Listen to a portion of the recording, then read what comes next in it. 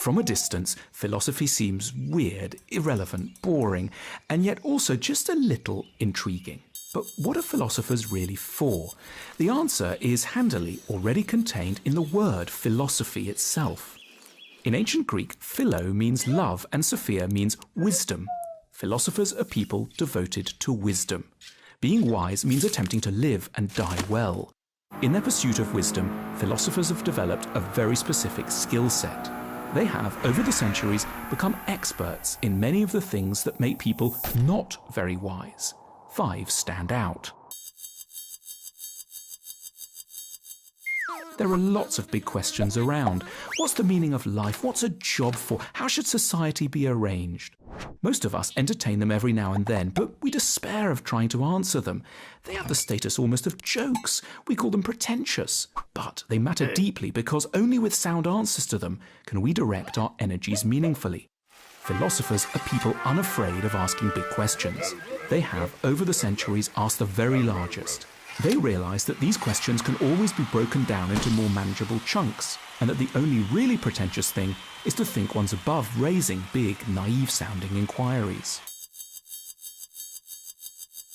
Public opinion, or what gets called common sense, is sensible and reasonable in countless areas. It's what you hear about from friends and neighbours, the stuff you take in without even thinking about it. But common sense is also often full of daftness and error. Philosophy gets us to submit all aspects of common sense to reason. It wants us to think for ourselves. Is it really true what people say about love, money, children, travel, work? Philosophers are interested in asking whether an idea is logical, rather than simply assuming it must be right because it's popular and long established. We're not very good at knowing what goes on in our own minds. Someone we meet is very annoying, but we can't pin down what the issue is. Or we lose our temper, but we can't readily tell what we're so cross about. We lack insights into our own satisfactions and dislikes. That's why we need to examine our own minds. Philosophy is committed to self-knowledge, and its central precept, articulated by the earliest, greatest philosopher, Socrates, is just 2 words long: know yourself. We're not very good at making ourselves happy. We overrate the power of some things to improve our lives and underrate others. We make the wrong choices because, guided by advertising and false glamour, we keep on imagining that a particular kind of holiday or car or computer will make a bigger difference than it can. At the same time, we underestimate the contribution of other things, like going for a walk, which may have little prestige but can contribute deeply to the character of existence. Philosophers seek to be wise by getting more precise about the activities and attitudes that really can help our lives to go better. Philosophers are good at keeping a sense of what really matters and what doesn't.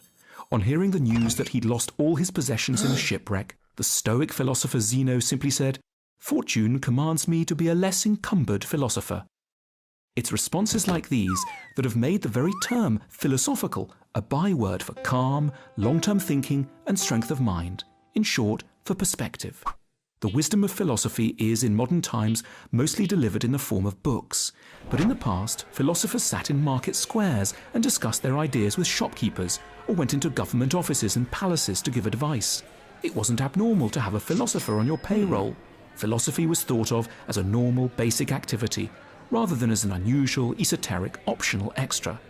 Nowadays, it's not so much that we overtly deny this thought, but we just don't have the right institutions set up to promulgate wisdom coherently in the world. In the future, though, when the value of philosophy is a little clearer, we can expect to meet more philosophers in daily life. They won't be locked up, living mainly in university departments, because the points at which our unwisdom bites and messes up our lives are multiple and urgently need attention right now.